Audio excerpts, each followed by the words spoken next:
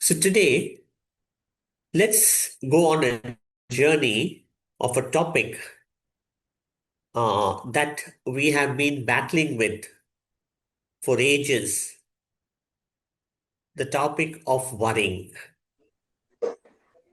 And therefore, let's ask ourselves this question: to worry or not to worry, అది యూట్యూబ్లో the choice is ours to make. As we look at the title, we get a clue that yes, there is a choice. We have a free will. It's up to us to make up our mind whether we want a mind full of worries or can we overcome this habitual tendency of our mind to keep worrying. And over the next few minutes, let's, let's take a journey together to try and understand of ways and means and the possibilities that we have at our disposal wherein we can understand that yes, definitely we do have a choice and how to implement this choice. What is it we have to do to move from a state of constant worry to one in which we have a calm and peaceful mind? So, beginning with this journey, the first slide where we try to understand what is this thing we call worry? How do we experience it? How do we know we have got into a state of worrying? Well, worry is the activity of the mind that produces unpleasant sensations, feelings, and thoughts. All of us have experienced this without fail. Of course, mind by itself is filled always with thoughts and feelings and sensations, sensations of the body, feelings as emotions, and thoughts as a cognitive process. But when these things are perceived as unpleasant, most of the time we realize that we have gone into this state called worrying. An unpleasant experience, but nonetheless a constant companion where we feel victimized by such a mind and always wonder whether there is even the slightest possibility for me to overcome this process, the habitual process of the mind that takes me into such unproductive states and unpleasant states.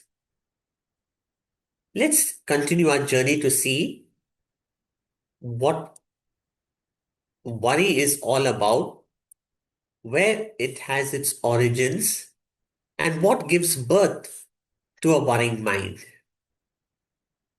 As you must have guessed from this slide, that worry has its birth in time. Not the clock time that I'm speaking of, but time known as the past and the future. Let's elaborate further what I mean by this. Worry takes its root in memory and imagination. Now it must be coming clear how time is what it is all about. What is this memory and imagination got to do with time?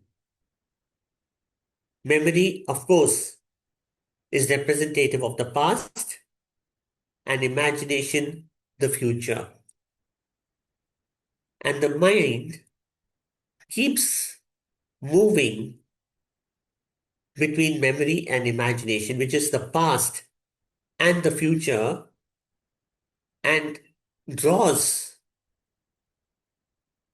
the sap through its roots in them, the sap which ultimately brings in very unpleasant, unproductive, unresourceful thinking, feeling patterns, which we label as worry. And this is an ongoing oscillation. The mind habitually worrying, which manifests when it moves constantly between memory and imagination, the past and an unknown future. How does it do it? Dwelling in the past, the mind ruminates on outcomes that could have been. Outcomes such as could have studied better, could have landed a better job, could have settled better in life. As we see, the mind is taken into the past for reasons that are, demanding closure. Something that could have been done but was not done and has left a void of some unmet desire that could have been fulfilled.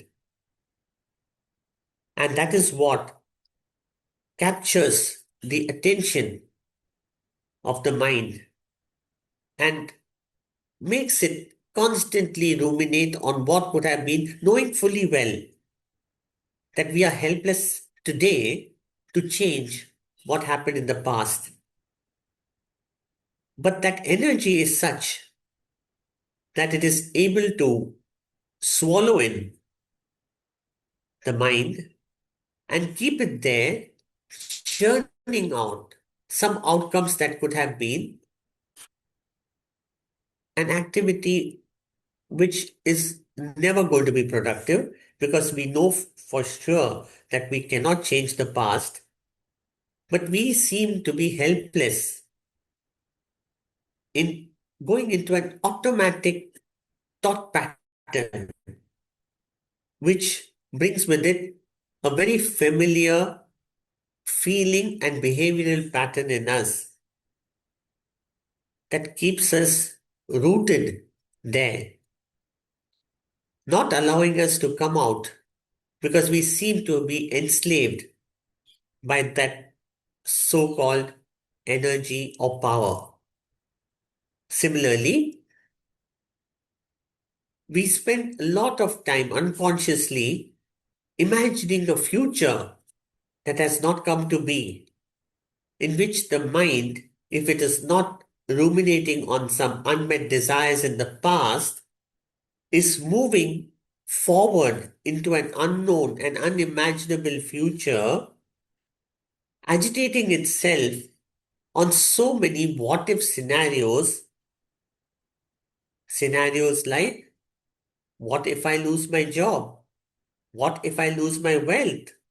What if I lose my loved ones?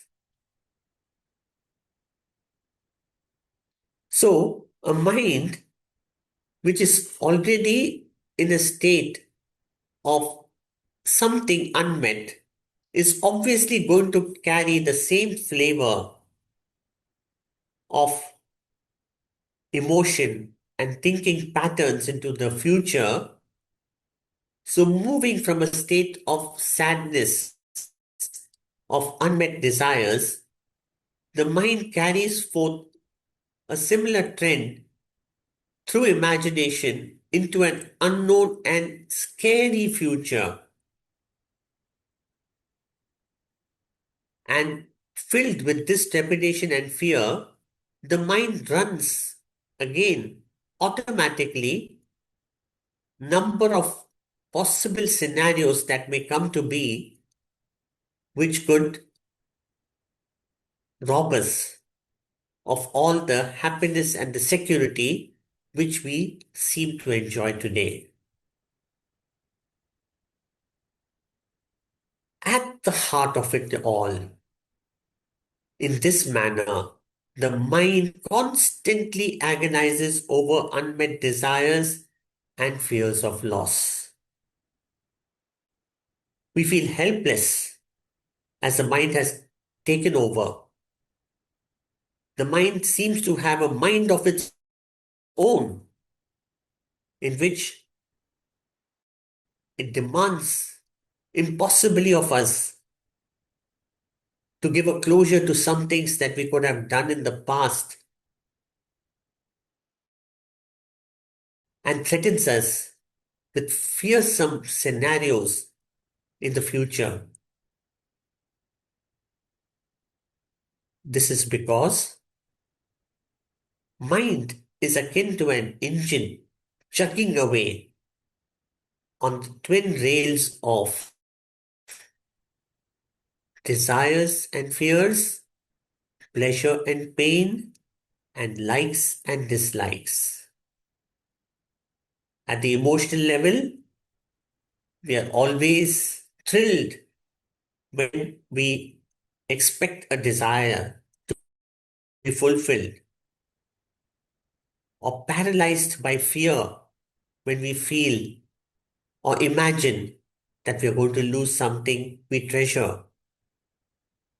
At the bodily level, we look forward to enjoying the pleasures of the sense organs and fear the pain or run away from the pain that could be inflicted on us, on physical pains that could be inflicted on us. And at the cognitive level, we are always thinking of how we would like this happen and how to avoid those things that we dislike. We see that the mind is running just on this twin rail of desires, fears, pleasure, pain, likes, dislikes, and it just refuses to get off this twin rail, chugging away, taking us as if through our life, constantly immersed in a state of anxiety and depression, and also all the other emotions and feelings and patterns of thoughts that will fall between these two. The spectrum is huge. But then let us ask ourselves, is there a lever that can change the track of this engine? The tracks that carries this engine through the journey we call worry. Is there some power within us, a lever, as it shifts tracks of the engine? So, do we have a leverage? Can we build up an attribute in us? Do we have something within us that we can develop which can change this track of thinking, feeling, which we call worry, into a mind that can overcome this state of worry? Let us explore together and find out if indeed such a solution is available to us. And yes, we do have it. The solution is in the power of attention. Something we take for granted. We think we are always attentive, little realizing that most of the time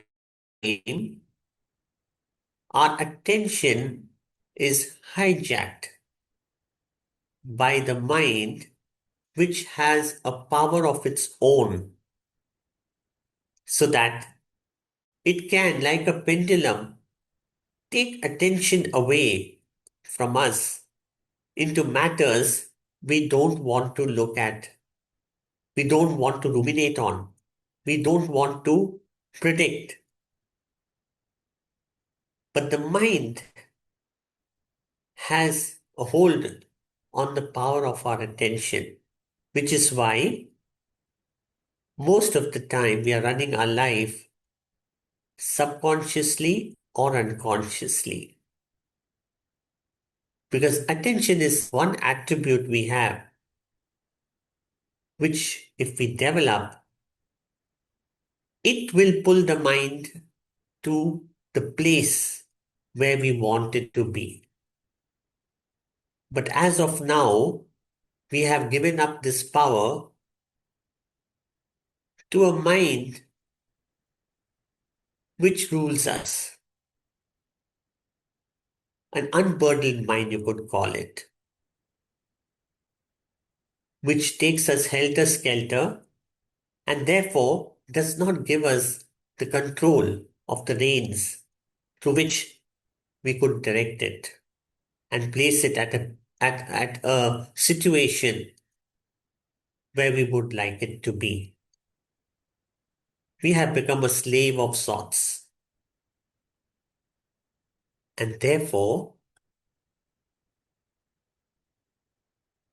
there is a solution to worrying mind because as we have seen that since attention is not in our control, but in the control of a wayward mind, it, it carries us constantly to the past and to the future, forcing us to attend to matters which is beyond our control and creating imaginary situations and circumstances which are scary to most of us, or situations which we regret and repent and wish could be changed for the better.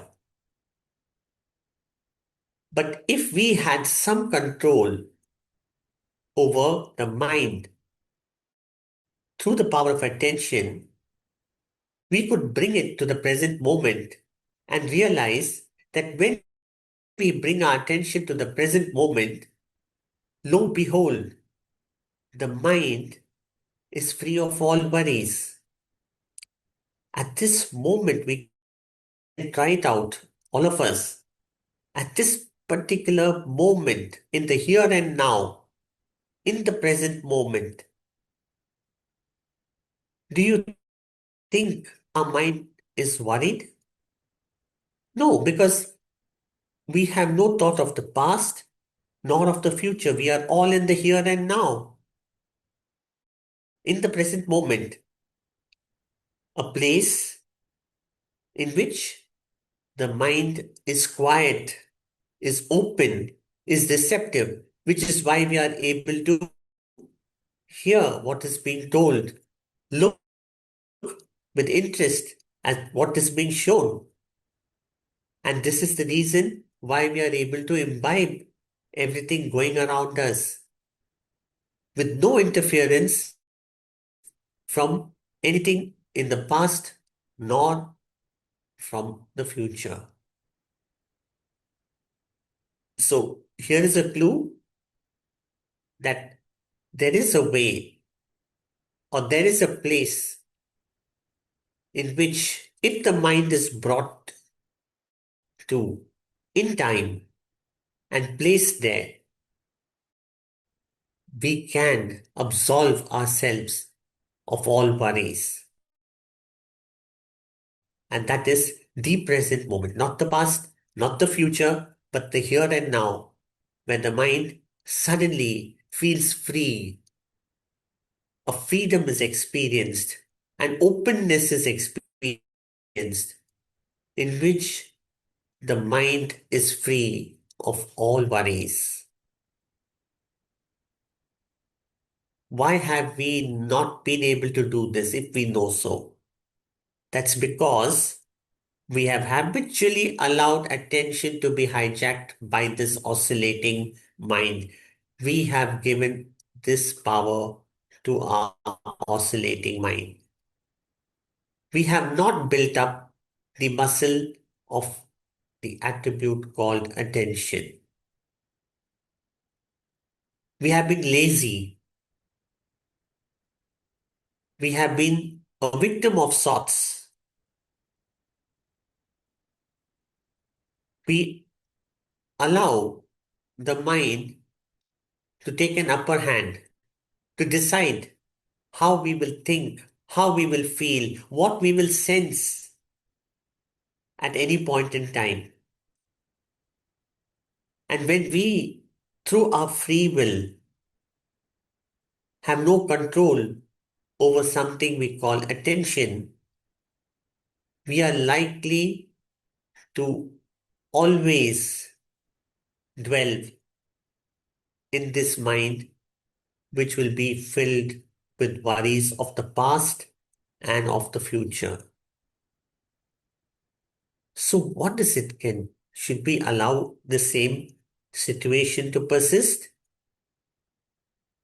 And if we ask ourselves no and answer no, no, enough is enough. Worry has plagued me all along. It's time that I enjoyed a different quality of the mind. That yes, we are on the right track because it is possible to come to such a state. And the work is laid out for us. The need then is to learn to control attention through constant practice, to develop a mind that can come under our control through the instrument of attention. There are various mental activities known through which we can build this muscle of attention. See, anything that we have left alone without building, including our physical self. Let us take the example of our muscles. If we don't work our muscles every day in the gym or through some work or the other, the muscle is going to weaken.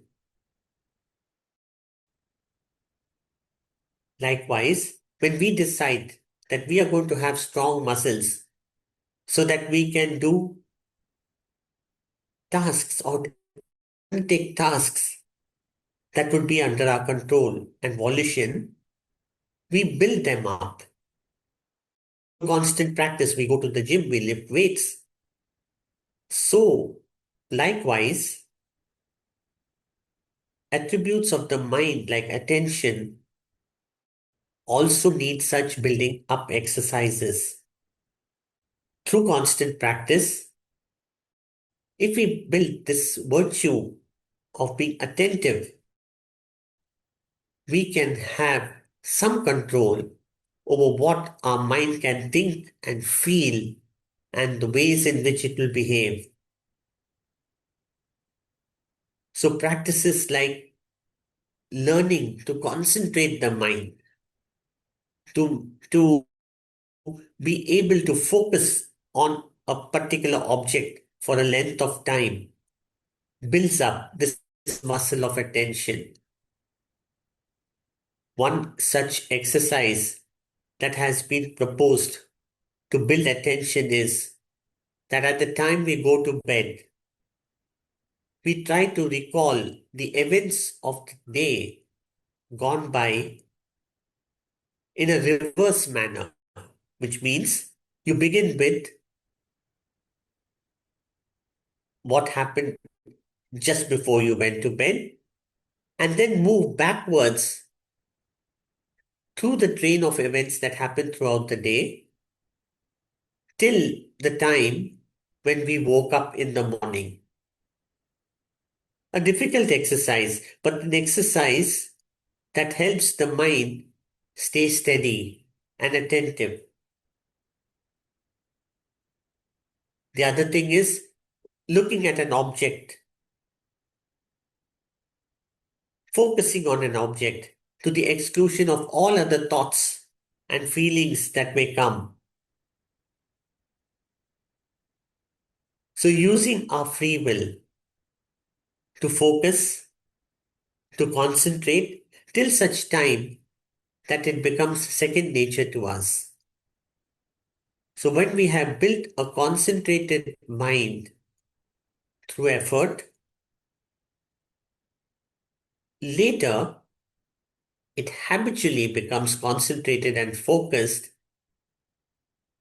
and this is the mind we call a meditative mind, which is always attentive to what is happening in the here and now. It is also a mind that knows when it has changed tracks, gone to a place it doesn't want to go, and therefore an ability to control it and bring it back to the place where we want it to be in.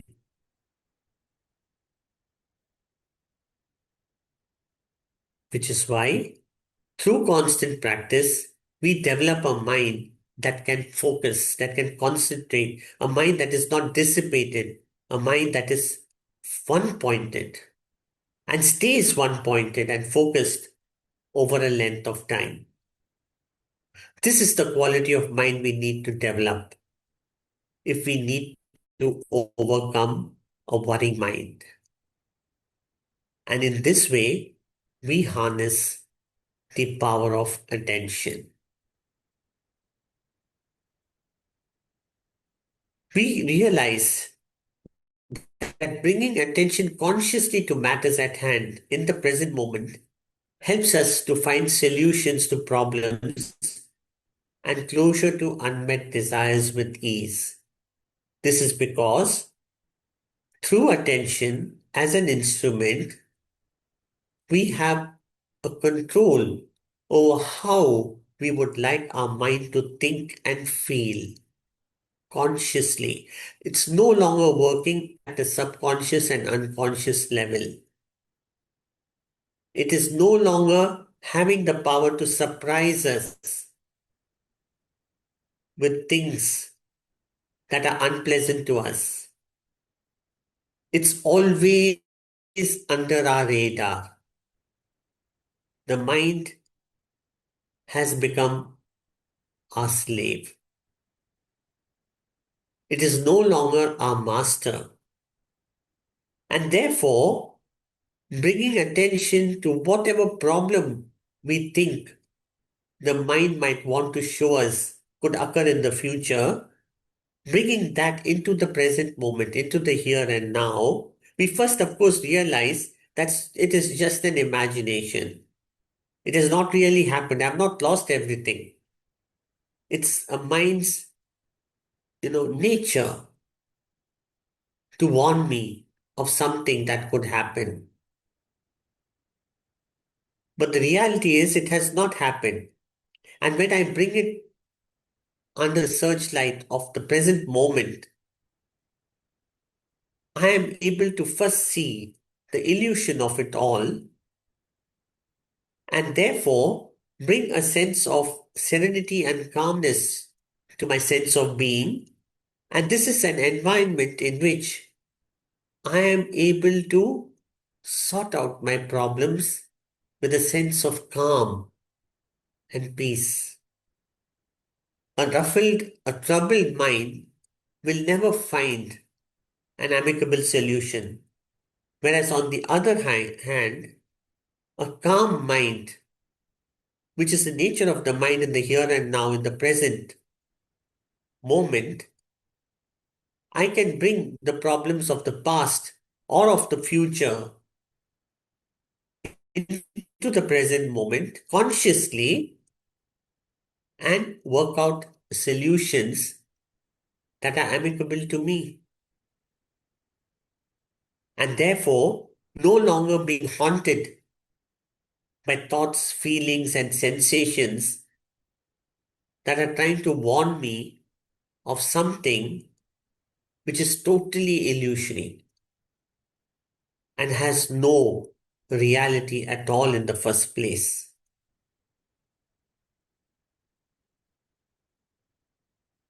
Therefore, it is very important that we work towards creating a mind that is calm, peaceful, and therefore competent, which will ensure that we are free of worries.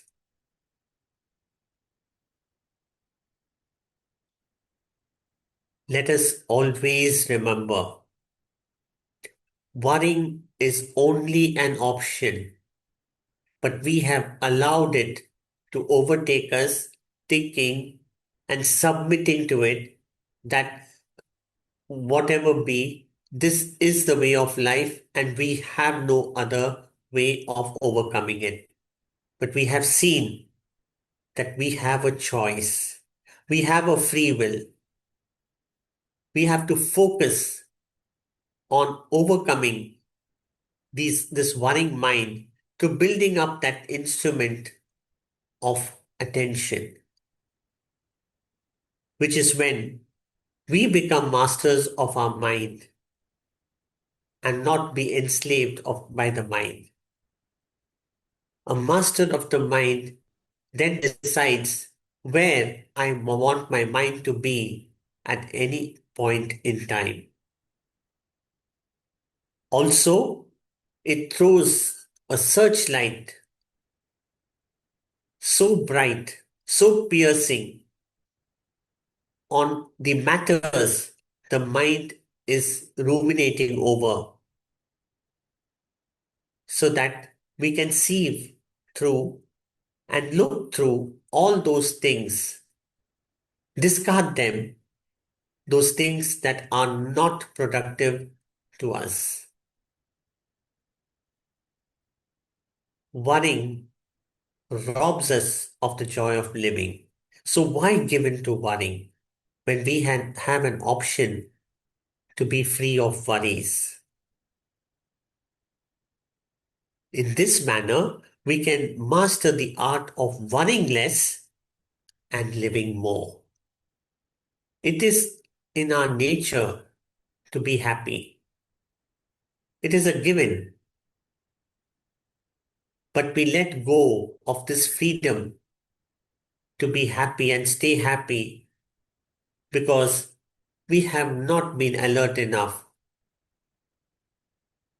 to take over the mind through the power of attention.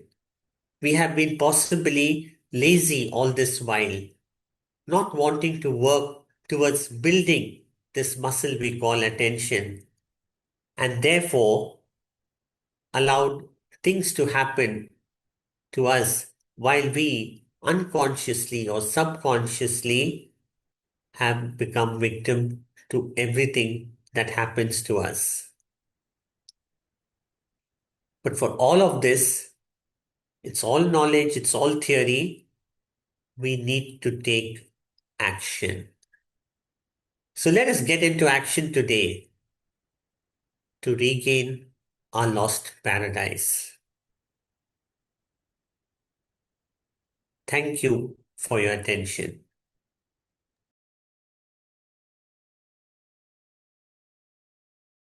Good afternoon. Good afternoon. I am Dr. Ravi Kumar from Erode. Yes, sir. It's a wonderful, wonderful class, sir. Very, very useful. Thank you so So, much. the leverage is the attention. Attention seeking is very important. We have to concentrate only attention of the present situation. The situation, how to be in the present. What are the any other practice advice are said two clues. One, during sleep, you think about the entire day, one practice, or you focus on object and consider it. Any other clues can you say to enhance the muscle of attention, please? Yes, very good question. Actually, we all know this word called meditation, the class of meditation. Let me explain what meditation actually is. Our mind, as we know now, is totally dispersed most of the time. As we think we are in this moment, we at the subconscious level are also thinking unconsciously of what has happened, what is likely to happen, and that clouds the present moment and gives us a feeling that, it's an amalgamation of what has happened and what will happen. And therefore, we always think that we are in a state of, readiness for something that could happen, and we have to be ready to tackle that. So, what has happened is, because all of this is happening at a subconscious and unconscious level, the mind has dispersed our attention. We are not focused in the present. As we speak, let us say, a word or a statement made unconsciously relives something that may have happened similarly in the past. Like when I said it's an engine. So this word engine suddenly percolates into the subconscious and unconscious and makes us think of all the good times that we might have had traveling in a train, or those anxious moments where we almost missed our train. Now, this is all happening at the subconscious level and taking away a part of our attention in the present moment. So, attention is what we say that we are totally focused on what is at hand right here, right now, to the exclusion of other thoughts and feelings that may crowd in the present moment. So, in meditation, also, we are first taught to bring the mind together, a dissipated mind, to collect it together, to make it one pointed and focused. That is, focus on an object, focus on an idea, focus on a matter at hand, to the exclusion of everything else. The important thing is to the exclusion of everything else. But we have been brought up in such a way, and we have allowed our mind to be cultivated in such a way that we like to think of various things at the same time. Though the mind can hold only one thought at one time, unknown to us, there are various layers of thinking happening simultaneously to us. And that takes away a part of our attention from the present moment. So, if we can learn first through an effort, initially it will have to be through effort because we have not learned that art of attention or focus or one pointedness of the mind. So, we will have to bring in our efforts to do it. Even if we do it now, we will not be able to focus for more than 2 to 3 minutes on a particular subject or idea or even an object. We will realize that no sooner have we started than the mind has been pulled over by some sensation in the body, by some fleeting thought that has come. Like I may be focusing on an apple. Let's say I am learning to focus my mind, concentrate my mind, and I will concentrate my mind only to this fruit, apple in front of me. Okay? And that's the exercise I'm beginning to collect my mind, which is dispersed, to make it one pointed and focused on the apple alone. As I begin through effort, I find myself being successfully focusing on the apple. But after a few seconds, the thought of that Apple phone or that Apple laptop that I could have taken, which I could have had, will just come in through the back door and take away my attention from the apple in front of me, and a second layer of thought, feeling, and sensations will begin automatically, nudging me to think of ways and means through which I can procure that Apple phone or the Apple laptop, which I so badly desire. And then it will go on and on with something else. Maybe, the thought, what if I'm hungry later? Maybe I can have the apple. It will be a healthy diet. It'll help me lose weight. That's at another level. Another thought has come in. They have hijacked me, my attention span, completely unknown to me. And within a couple of minutes, I realize I have to work again to bring my whole one pointed attention to this fruit apple in front of me without allowing these other diverse thoughts of the Apple laptop or the Apple phone or a healthy diet, of wanting to lose weight, of being alarmed at my weight for which I need to have a healthy diet. All of this I need to again exclude from my consciousness in the present moment, from my awareness in this present moment, and focus back on the fruit, only noticing the shape, the color, the consistency of the object in front of me. It's difficult, sir. I have tried initially, and therefore it needs constant practice. We will lose sight of what we were doing within a minute or two. But on continuing that practice, that's why I said it's all something that we have to persist with. It's like going to the gym. Going to the gym for 5 days will build the muscle to a certain extent.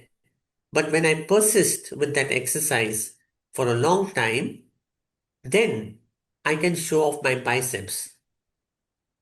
Similarly, the muscle of attention, of the mind, of creating a mind which can be focused and one pointed, needs this exercise. So initially, I may be able to focus for 1 minute, then slowly I will develop it for 3 minutes, then 5 minutes. And each time that I see that my mind has gone into some other realm of thinking and feeling, I, through my free will and effort, bring it back to the object at hand. This is called trying to develop a concentrated mind. And then over time of doing this exercise repeatedly, I will realize at one point in time that the mind is able to be attentive to a particular idea or object or anything that we desire without much effort. That type of a mind is called the meditative mind. So initially learn to focus and concentrate the mind, and later allow it to become a meditative mind. So the exercise of the mind that has to be done is to bring it under our control, conscious control. Attention is when we are conscious. Attention takes birth when we are conscious of ourselves, what we call self conscious. But most of the time, if we think deeply and look deeply, we will realize we are running on automation at the subconscious and the unconscious level. And in that way of living, we do not have the power of attention. The attention is at the mercy of a mind which is our master, to which we are slaves. The exercise is to turn things around so that I can become the master and enslave the mind to do things as I wanted to do. And the instrument to begin with to reach that goal is this power of attention. I hope I have been able to Nice, bring some. nice If answer. So you practice. could, We have to do practice. we have to practice, constantly practice, not get dissuaded by failures.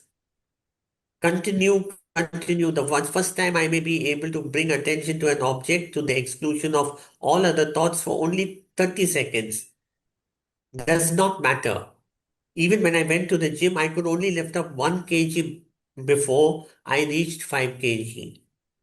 So I must know the truth of it all. I have been lazy. I have not worked on the mind.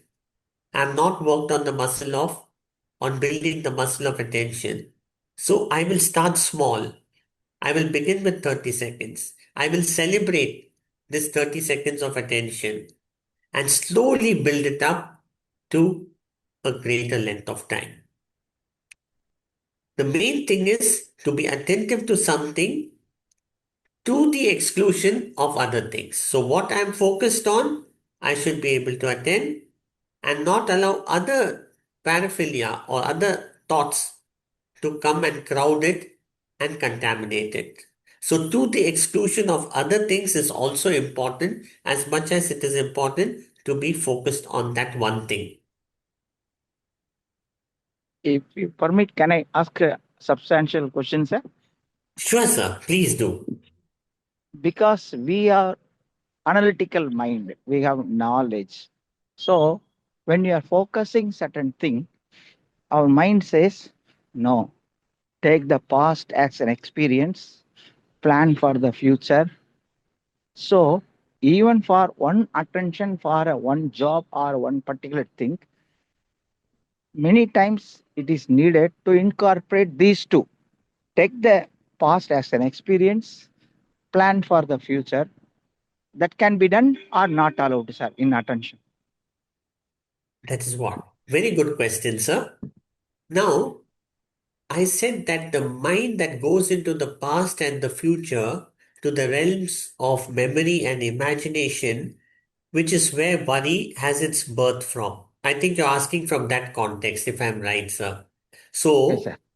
if that is so, are we not allowed to go to the past, to the memory bank, or not allowed to, speculate on the future?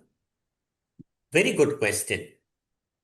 But the thing is, a worrying mind is one in which we are not even aware that the mind has gone to the past or is speculating on the future, which means we have no clue that the mind is running something of a dialogue within us which is focused on the past or the future. But when we build the muscle of attention, we realize, we are aware the mind is now in the past and the mind is now in the future, and therefore we can take appropriate action.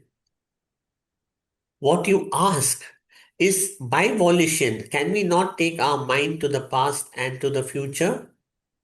Yes, as long as the searchlight of attention is in your control. You are flashing the searchlight in the past through the power of attention. You are conscious you have gone to the past to look at past experiences because there's a wealth of knowledge in the past experiences also. But you have consciously gone to the past to search out a solution for a current or present problem, the wisdom of which lies in the past, which you are going to, through your own free will and volition, with the power of your attention. Vis-a-vis a worrying mind which has the searchlight in its possession. You do not have the searchlight. And is flashing that light on topics in the past which you don't need it in the current moment, and setting up a mechanism of thoughts, feelings, and sensations which are unproductive. Whereas when you voluntarily visit the past through the power of your attention, consciously aware, I have gone to the past, I'm looking at something that happened in the past, which will give me some clues as to what I should do with this current problem in the present. You're in total control. That is not worry. That is analyzing a problem through past experience. Same way, when we want to project a future for ourselves, We take the searchlight in our control, in our hand. Know consciously, I have gone to a future, an unknown future, and I'm trying to predict an outcome through my past experiences and to what it is as of today. I'm trying to extrapolate something, but consciously. The searchlight of attention is in my control, in my hand, to be focused on the matter I want to focus on. That's not worrying. Worrying happens when the searchlight is not in our control and is under the control of an inattentive mind, which unconsciously, at its own free will, tries to flash it on some topics which are not even relevant to the present condition. So you see, it is happening under our awareness, below our awareness, if I may say so. But when you do something of which you are totally aware, then that is not called a worrying mind. That is, as you correctly pointed out, called an analytical mind, which is trying to do research of things that happened in the past and therefore wisely project it into the future. It is only when the mind moves to the past and the future, to the memory and to the imagination without your awareness that it holds sway over you. And that is when this mind, which has a mind of its own, can trigger up topics which are not even relevant to the present moment and cause thoughts, unnecessary thoughts, feelings, emotions, and sensations that are unpleasant to us. Thank you, sir. Thank you. So nice, sir. So Was it within the clear, sir? range, Yeah. yeah, within the range of the present moment, the problem related, we can go to the such extent but little past and future, no problem. Without Yes, our consciousness, we should not go roaming around and get into worries. Am I yes, correct, sir? yes. Thank you. Correct. Awareness and So wonderful. attention, they go together. Yeah, yes, sir. You're right. Absolutely Wonderful, correct. sir. Thank you. Thank you very much, sir. Thank you. Thank you. Most well. Thank you. Limited Most well. time. Related to the topic. Okay, sir. Thank Yes. you, sir. Thank you. Welcome, sir.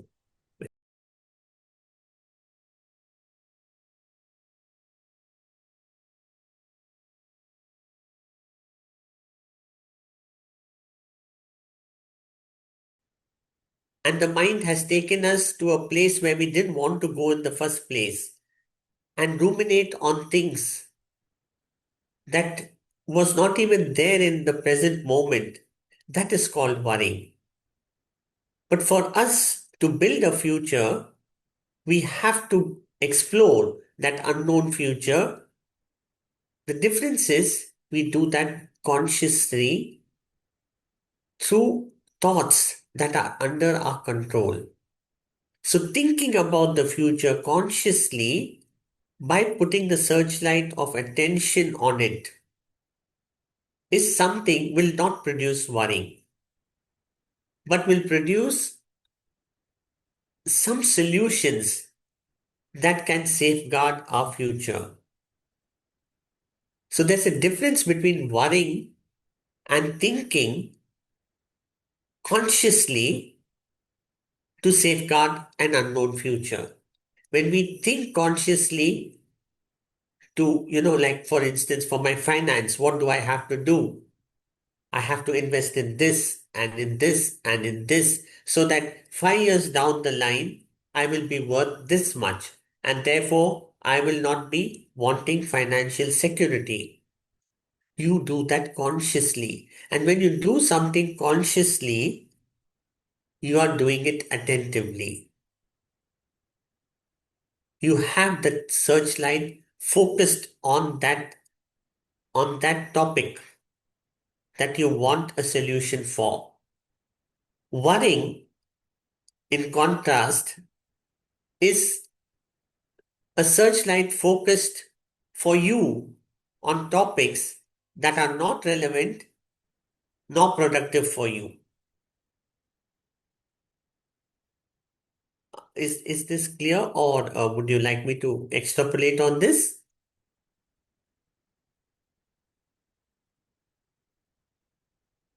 I hope it is clear because they have not answered back. The second question is meditation without physical exercise. Is it useful? Yes, let me come to that also.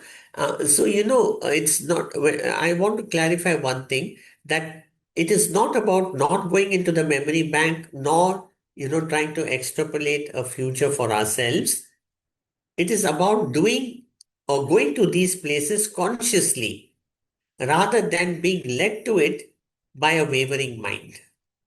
So when we have built up the muscle of attention, we are consciously carrying our mind to the past, to memory bank, to the archives of all our rich experiences, and consciously also taking it to try to understand an unknown future. As long as that is under our volition, our control, our free will, that will not constitute worry. Worry will happen when things happen to us, when the mind happens to us unconsciously, without our control. The mind going to places where we don't want to visit. Now, coming to the next question about physical exercise. Yes, physical exercise and meditation will go together because, physical exercise also requires an element of attention. Because if we exercise without paying attention to what we are doing, the results of the physical exercise is not likely to bear fruits than those who attentively do physical exercise. For instance, if I'm building up my biceps muscle, I have to focus on the contraction of the biceps muscle as I pick up the weights. I have to focus and be attentive to my breathing pattern as I exercise for the well being of that muscle. Because if I'm not breathing well and attentively while I exercise, I'm not going to give it enough nutrition, not enough oxygen for it to grow, to build, to strengthen. So attention automatically comes there. And so is with meditation. Meditation is all about building a more attentive mind, of growing in awareness, of being more in control of our mind. They say, no, the mind is a good slave, but a bad master. And therefore, meditation is an exercise to build the muscle of the mind, the muscle of certain instruments in the mind which help us to be masters of the mind. One of them being attention. That is when the mind comes under your control. If we do not build up this attribute of attention, then the mind takes us wherever it wants to take us and focus our attention on that topic perforce. I hope this is clear. Yeah, thank you, Dr. Bajaj. I think we don't have any more questions. Appreciate your time and appreciate every single one of you for attending this seminar.